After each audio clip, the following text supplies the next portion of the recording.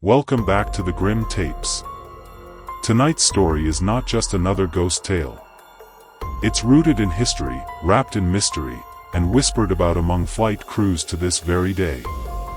This is the chilling true story of Eastern Airlines Flight 401, a plane that crashed in the Florida Everglades in the early 1970s and left behind more than just wreckage.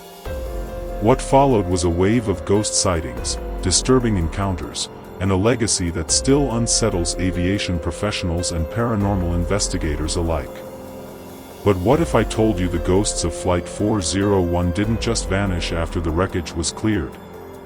What if parts of the crashed plane were used in other aircraft, and what if those parts carried with them something else? Something no one expected? Buckle in. We're about to take off into one of the most documented and eerie ghost stories in American aviation history. The flight that never made it home. Eastern Airlines Flight 401 was a routine flight from New York's JFK Airport to Miami International. On board were 176 people, a mix of holiday travelers, business passengers, and an experienced flight crew. The captain, Bob Loft, and his crew, including flight engineer Don Repo, were well-trained veterans of the skies. On December 29, 1972, the flight departed as scheduled. But as it approached Miami, the crew discovered a problem with the landing gear indicator light.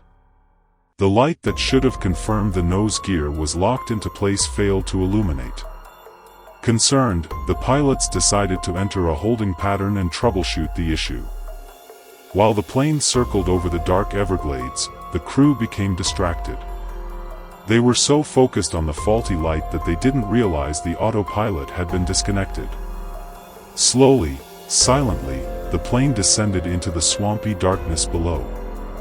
In the dead of night, Eastern Airlines Flight 401 crashed into the Florida Everglades.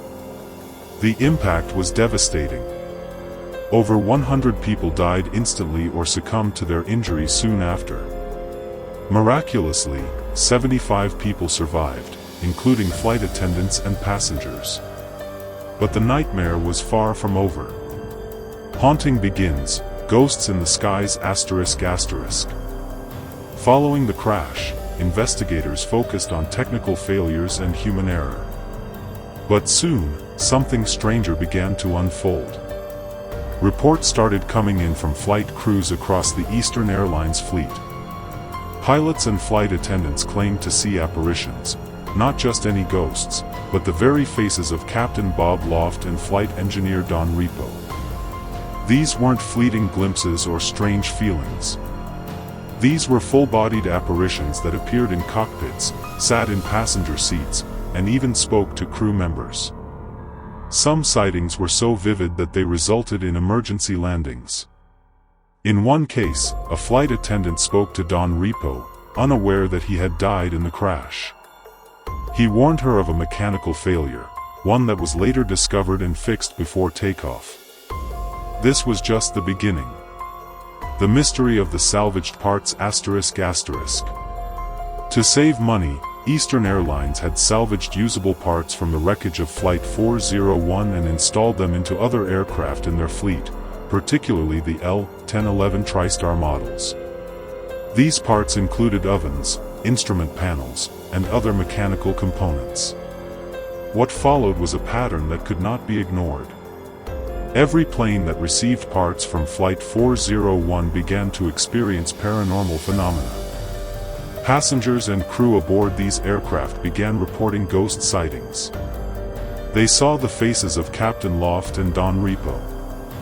They heard unexplained knocking sounds.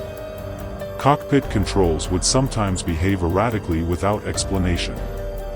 In time, Eastern Airlines quietly removed the salvaged parts from their aircraft. But by then, the legend had taken flight.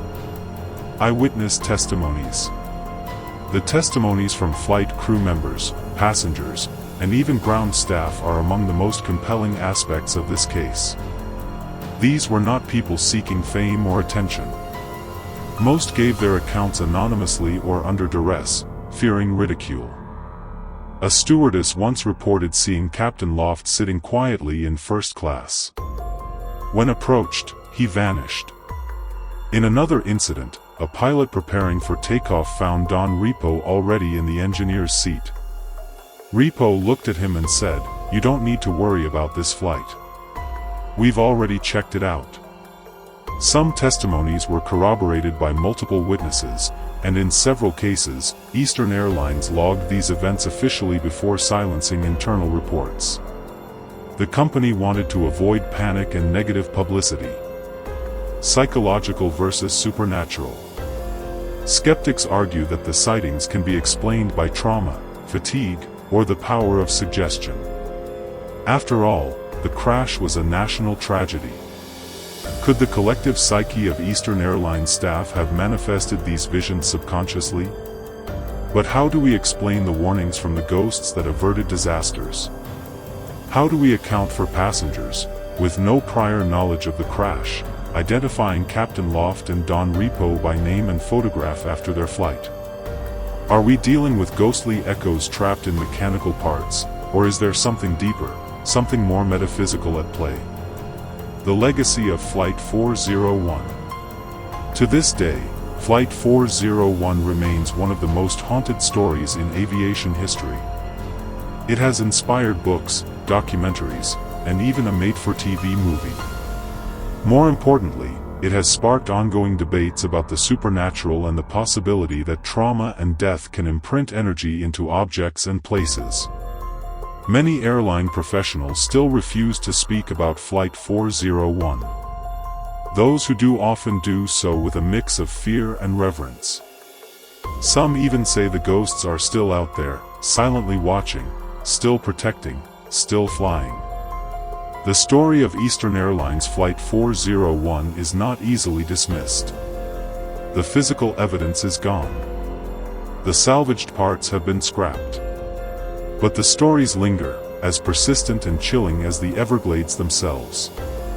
Perhaps the ghosts of Loft and Repo remained not out of vengeance or confusion, but out of duty.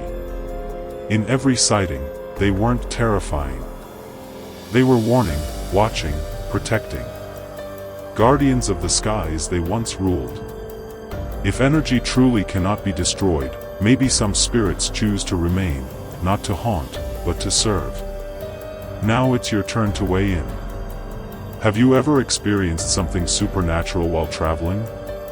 Do you believe that trauma can leave a spiritual imprint on objects or machines? Can a ghost really be a guardian angel in disguise? Let us know your thoughts in the comments. Your story might just be featured in a future episode of the Grim Tapes. Thank you for joining us on this chilling journey into the mystery of Eastern Airlines Flight 401. If you enjoyed this deep dive and want more real-life horror, unexplained phenomena, and ghost stories, make sure to subscribe to the Grim Tapes.